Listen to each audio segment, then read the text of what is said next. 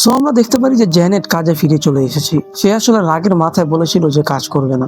ব্যানের অফিসে ban, Janet এবং Robertson মিলে কেসটির ব্যাপারে কথা বলছিল। তখন রবার্টসন যুদ্ধের ছবিটি দেখতে পারে যে সেখানে এডিসন এবং ফ্লিন্টের সাথে এব্রাহামও রয়েছে। তখন রবার্টসন বোঝা যায় যে এব্রাহামের সঙ্গে ফ্লিন্টের কানেকশন রয়েছে, তাই সে চলে যায় এব্রাহামকে খোঁজার জন্য। তখন বেন জ্যানেটকে বলে যে এব্রাহাম তো যুদ্ধে ফ্লিন্ট এবং এডিসনের সাথে লড়াই করতো না, তাহলে তারা তিনজন একসাথে হলো কিভাবে। সে জ্যানেটকে এই বিষয়টি ইনভেস্টিগেট করতে বলে। তখনই ব্যানের অফিসে সিলভারম্যান নিজেই চলে আসে। তাকে দেখে জ্যানেট বন্দুক বের করতে নেয়, কিন্তু সিলভারম্যান বলে যে সে এখানে কথা বলার জন্য এসেছে এবং তার সাথের দুজনকে বলে জ্যানেটের উপর বন্দুক ধরার জন্য তাকে সরি বলতে। সিলভারম্যান ব্যানকে বলে যে সিলভারম্যানের কাছে তার জন্য একটি কাজ রয়েছে। সিলভারম্যান ভাবে যে সিলভারম্যানের গ্রুপে একটি র্যাট অর্থাৎ ইঁদুর রয়েছে যে তার ভিতরের খবর সব বাইরে ছড়িয়ে দিচ্ছে। যে ব্যক্তি এডিসনকে হায়ার করে সিলভারম্যানকে মারতে পাঠিয়েছিল সেই সেম ব্যক্তি সিলভারম্যানের মদের শিপমেন্টের খবর পুলিশকে দিয়ে দিয়েছে। বেন তাকে জিজ্ঞেস করে যে কারো উপর তার সন্দেহ রয়েছে কিনা। তখন সিলভারম্যান বলে যে ফ্লিন্টের উপর তার সন্দেহ রয়েছে, কিন্তু ফ্লিন্ট এই শিপমেন্টের ব্যাপারে জানতো না। তো সে ব্যানকে বলে যে তার গ্রুপের যে বিশ্বাসঘাতকটা রয়েছে সেটাকে খুঁজে বের করতে। সিলভারম্যান তাকে কি টাকার খাম দিয়ে যায় এবং বলে যে কাজ শেষ করলে তার জন্য বোনাস রয়েছে। তো সে যাওয়ার পর যে টাকাগুলো দিয়ে যায়, ব্যান লক্ষ্য করলে দেখতে পারে যে সেই টাকার নোটগুলোর মধ্যে একটি ছোট রক্তের ছাপ রয়েছে। তখন ক্যাট হার্ডি তাকে যেই টাকাগুলো দিয়েছিল সেগুলো বের করলে দেখতে পারে যে সেই টাকাগুলোর মধ্যেও রক্তের ছাপ থাকে। সো ব্যান একজন ল্যাংডা পুলিশ অফিসার সেজে চলে যায় হসপিটালে। সিলভারম্যানের শিপমেন্টে রেড মারার জন্য যেই পুলিশ অফিসাররা গিয়েছিল সেই পুলিশ অফিসারদের সাথে কথা বলার জন্য। সো সে ফলস আইডেন্টিটি ইউজ করে হসপিটালে ঢুকে এবং জোন্স নামের একজন অফিসারের সাথে কথা বলে। জোন্সের ব্যাপারে হালকা ইনফরমেশন জেনে সে আরেকজন অফিসারের সাথে কথা বলে। এভাবে একজনের মাধ্যমে আরেকজনের সাথে কথা বলে সে ফাইনালি গিয়ে দেখা করে একজন অফিসারের সাথে যার পাছায় গুলি লেগেছে। তখন ব্যান চাপা মারে যে জোন্স সহ বাকি অফিসাররা তাকে ব্লেম করছে এই রেডটি সফল না হওয়ার জন্য। তখন রেগে গিয়ে সে অফিসারটি মুখ পিছলে বলে দেয় যে যখন মেয়রের কাছ থেকে কোনো ডিরেক্ট অর্ডার আসে সেটা তাদেরকে ফলো করতেই হয়। তখন ব্যান বুঝে যায় যে পুলিশদের মেয়রই সিলভারম্যানের ট্রেডে রেড মারার অর্ডার দিয়েছিল।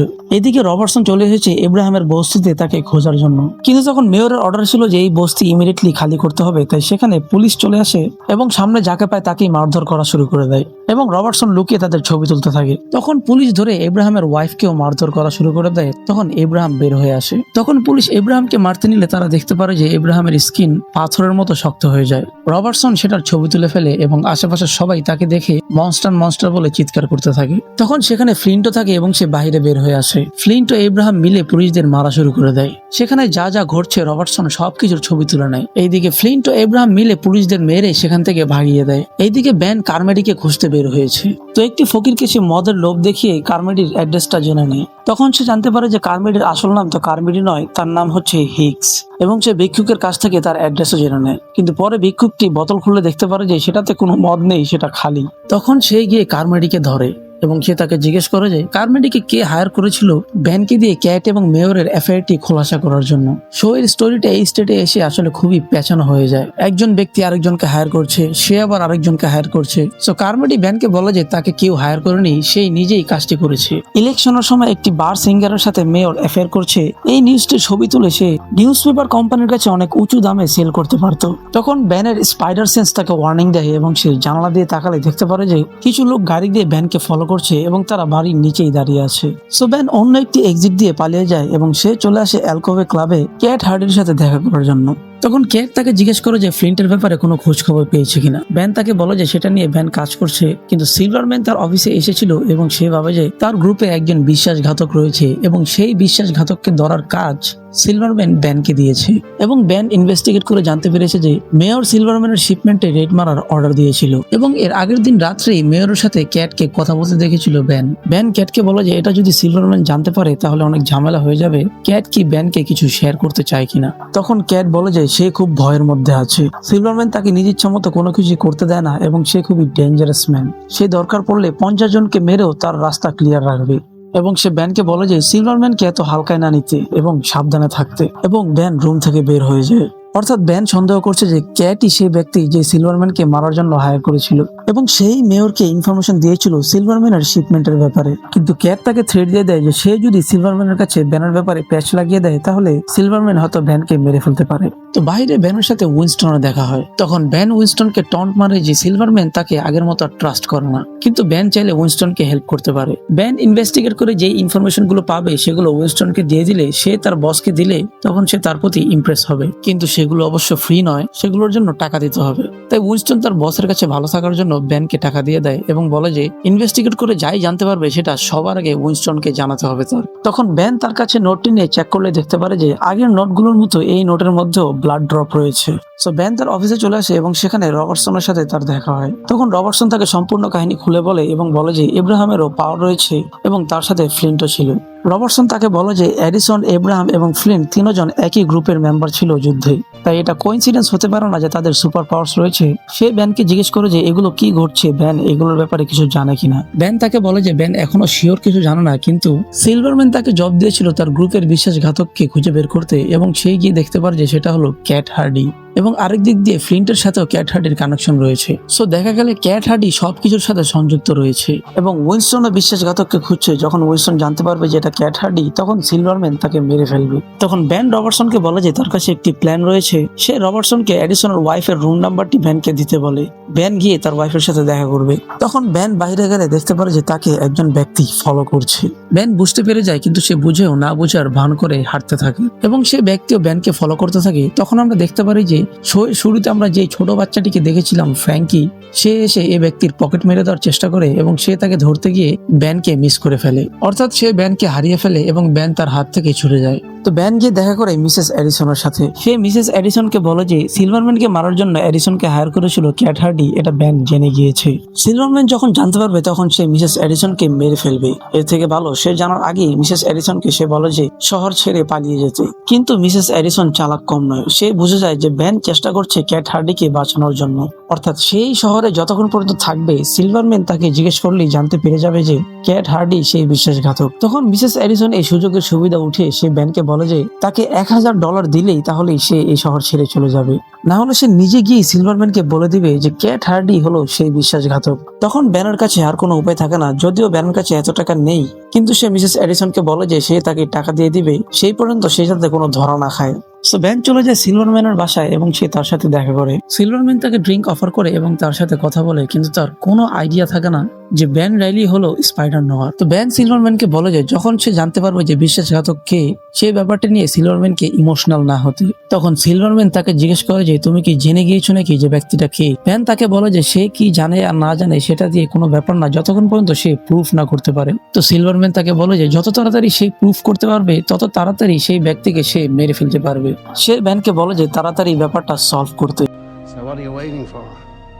তখন ব্যান যাওয়ার সময় সিলভারম্যানের বারান্দার দরজায় স্পাইডার ওয়েব লাগিয়ে দিয়ে যায়। এদিকে আমরা দেখতে পারি যে রবার্টসন তার তোলা ছবিগুলো নিয়ে চলে আসে ডেইলি বিউগল নিউজ পেপার কোম্পানিতে। আসলে রবার্টসন তার পুরোনো জবটি ফিরে পেতে চায়, তো তার বস ছবিগুলো নিয়ে তাকে টাকা দিয়ে দেয়, কিন্তু তাকে ফুল টাইম জবে রাখে না। সে রবার্টসনকে বলে যে এরকম আরো অস্থির টাইপের কেসের ছবি নিয়ে আসলে তাহলে হয়তো তাকে ফুল টাইম জবে রেখে দিতে পারে। তো রবার্টসন এক প্রকার হতাশ হয়ে সেখান থেকে চলে যায়। এদিকে ব্যান ফ্র্যাঙ্কিকে তার অফিসে নিয়ে আসে এবং সে ফ্র্যাঙ্কিকে বলে যে সিগারেট জ্বালিয়ে তার হ্যাট পরে একদম কুল সেজে ভিতরে বসে থাকতে, এতে বাহির থেকে কেউ দেখলে মনে করে যে ব্যানই সেখানে বসে আছে। সো ফ্র্যাঙ্কিকে তার অফিসে বসে সে চলে যায় অন্য জায়গায় এবং আমরা দেখতে পারি যে সে স্যুট বের করে স্পাইডার নোয়ারের স্যুট পরে নেয়। সে চলে যায় সিলভারম্যানের বাসায়। যেই ব্যালকনির গেটটি সে আনলক করে এসেছিল স্পাইডার ওয়েব মেরে, সেখান দিয়ে সে ভিতরে ঢুকে যায়। আরেকদিকে ফ্র্যাঙ্কি কোট পরে, টুপি পরে এবং সিগারেট জ্বালিয়ে একদম ব্যান রাইলির মতো সেজে রয়েছে। যেই লোকগুলো ব্যানকে ফলো করছিল তারা ঘরের বাইরে দাঁড়িয়ে দেখে মনে করে যে ভিতরে ব্যান রাইলি রয়েছে এবং সে বাইরে বের হয়নি। তো তারা আর ব্যানকে ফলো না করে সেখান থেকে চলে যায়। এদিকে আমরা দেখতে পারি যে ব্যান আসলে সিলভারম্যানের এখানে এসেছে টাকা চুরি করার জন্য। সিলভারম্যান তার রুমে ঘুমিয়ে থাকে এবং তার পাশেই থাকে তার লকার। ব্যান লকারের সামনে চলে যায় এবং তার স্পাইডার সেন্স ইউজ করে লকারের লক খুলে ফেলে এবং সেখান থেকে গুনে গুনে $1000 নিয়ে নেয়। তখনই হঠাৎ করে ব্যালকনির দরজা বাতাসে বাড়ি খেলে সাউন্ড হয় এবং সিলভারম্যান ঘুম থেকে জেগে যায় এবং তার দুজন লোকও চলে আসে। এসে দেখে যে রুমে কেউ নেই, কিন্তু ব্যালকনির দরজা খোলা। তো তারা চেক করে কাউকে পায় না, মনে করে যে বাতাসে হয়তো দরজাটি বাড়ি খেয়েছে। কিন্তু আমরা দেখতে পারি যে ব্যান আসলে সিলভারম্যানের বিছানার উপরে সিলিং এর দিকে লুকিয়েছিল। এরপর আমরা দেখতে পারি ক্যাট হার্ডিকে যে তার রুমে এসেছে, কিন্তু সে মনে করে যে কেউ তাকে ফলো করছে। তখন আমরা দেখতে পারি যে সেটা আর কেউ নয়, সেটা হচ্ছে ফ্লিন্ট। ক্যাট ফ্লিন্টকে দেখে খুবই খুশি হয়ে যায় এবং সে তাকে কিস করে। আসলে তারা দুজনেই দুজনকে পছন্দ করে এবং এই সিনটি দেখে আমি খুবই ডিসঅ্যাপয়েন্টেড হয়েছিলাম মনে মনে, কারণ আমি নিজে ভেবেছিলাম যে ক্যাটের সাথে হয়তো ব্যানের রিলেশন হবে। তখন ক্যাট ফ্লিন্টকে বলে যে ফ্লিন্ট যদি ক্যাটকে আসলেই ভালোবেসে থাকে তাহলে তারা দুজন এখনই এই শহর ছেড়ে পালিয়ে যাবে। ফ্লিন্ট রাজি হয়ে যায় এবং তারা দুজন রোমান্স করতে থাকে। তখনই হঠাৎ করে ফ্লিন্টের বডি আবারও মাটিতে ট্রান্সফর্ম হয়ে যায় এবং ফ্লিন্ট খুবই রেগে যায়। ফ্লিন্ট বলে যে তার এই সমস্যার কোনো সমাধান নেই এবং তার যে অবস্থা, এই অবস্থায় ক্যাটের সাথে একটি স্বাভাবিক জীবনযাপন করা একটি স্বপ্নের মতো। সে কখনোই সাধারণ জীবনযাপন করতে পারবে না এবং সে রেগে সেখান থেকে চলে যায়। এরপর আমরা দেখতে পারি যে সেই দুজন ব্যক্তি এখনো ফলো করছে ব্যানকে। সো ব্যান তার ছোট গোয়েন্দা ফ্র্যাঙ্কিকে বলে যে অ্যালকোভে ক্লাবে চলে যেতে এবং ক্যাট হার্ডির উপর নজর রাখতে। ক্যাট হার্ডি যেখানে যেখানেই যায় সবকিছুর খবর দিতে ব্যানকে, এবং সে ফ্র্যাঙ্কিকে কাজ করার জন্য টাকাও দেয়। এরপর ব্যান চলে যায় জিওফ্রি হোটেলে মিসেস অ্যাডিসনের সাথে দেখা করার জন্য এবং সে তাকে $1000 দিয়ে দেয় এবং শহর ছেড়ে চলে যেতে বলে। তখন ব্যান সেখান থেকে চলে যায় এবং আমরা দেখতে পারি যে গাড়ি নিয়ে উইনস্টন ব্যানকে ফলো করছিল। তখন উইনস্টন জানালা দিয়ে লক্ষ্য করলে দেখতে পারি যে মিসেস অ্যাডিসন তার কাপড় চোপড় ও ব্যাগ গুছাচ্ছে। এদিকে ব্যান যেতে নিলে তাকে আটকায় সেই দুজন ব্যক্তি যারা তাকে ফলো করছিল এবং তারা বলে যে তারা মেয়রের লোক এবং মেয়র ব্যানের সাথে দেখা করতে চায়। সো ব্যান চলে আসে মেয়রের সাথে দেখা করার জন্য এবং মেয়র চায় দ্য স্পাইডারের সাথে দেখা করতে। 5 বছর আগে যখন দ্য স্পাইডার স্ট্রিটে ফাইট করতো তখন ব্যান রাইলি সবসময় রাইট জায়গায় রাইট টাইমে পৌঁছে যেত ছবি তোলার জন্য। মেয়র মনে করে যে দ্য স্পাইডারের সাথে ব্যান রাইলির ফ্রেন্ডশিপ রয়েছে এবং সে চায় যে ব্যান রাইলি মেয়রের সাথে দ্য স্পাইডারের কথা বলিয়ে দিক, তাহলে মেয়র ব্যান রাইলিকে তার কাজে হেল্প করবে। সো ব্যান রাজি হয়ে যায়। ব্যান সেখান থেকে বের হলে ফ্র্যাঙ্কি দৌড়ে এসে তাকে বলে যে ক্যাট হার্ডি 10 মিনিট আগে একটি ক্যাব নিয়ে চলে গিয়েছে প্যান স্টেশনের দিকে। তখন ব্যানও তাড়াহুড়া করে একটি মহিলাকে ক্যাব থেকে নামিয়ে সেও চলে যায় ক্যাটের পিছনে। সেই স্টেশনে গিয়ে ক্যাটকে খুঁজে পায় এবং দেখতে পারে যে সে পালিয়ে যাওয়ার চেষ্টা করছিল। তখনই সেখানে উইনস্টন চলে আসে। আসলে উইনস্টন মিসেস অ্যাডিসনকে ধরে ফেলেছিল এবং সে সবকিছু জেনে গিয়েছে যে ক্যাট হার্ডি হলো সে বিশ্বাসঘাতক এবং ব্যান রাইলি তাকে বাঁচাচ্ছে। তখন উইনস্টন তাদের দুজনকে ধরে গাড়িতে করে তাদের সাথে নিয়ে যায়। তারা তাদেরকে সিলভারম্যানের কাছে নিয়ে যায় একটি জঙ্গলের মধ্যে এবং তাদের জন্য অলরেডি সেখানে কবর খুঁড়ে রাখা হয়েছে। তখন উইনস্টন সিলভারম্যানকে বলে যে সে আগেই বলেছিল এই রাস্তার মেয়েকে তার গ্যাংয়ে নিতে না, সে একদিন তাকে ধোকা দিবে। সে সিলভারম্যানকে বলে যে ক্যাট হার্ডি তাকে মারার জন্য অ্যাডিসনকে হায়ার করেছিল এবং সেই তার শিপমেন্টের ইনফরমেশন দিয়েছিল মেয়রকে রেড করার জন্য। তখন ব্যান বলে যে উইনস্টনের স্টোরিটি তো সুন্দর, কিন্তু আদৌ তার কাছে কোনো প্রুফ আছে কিনা।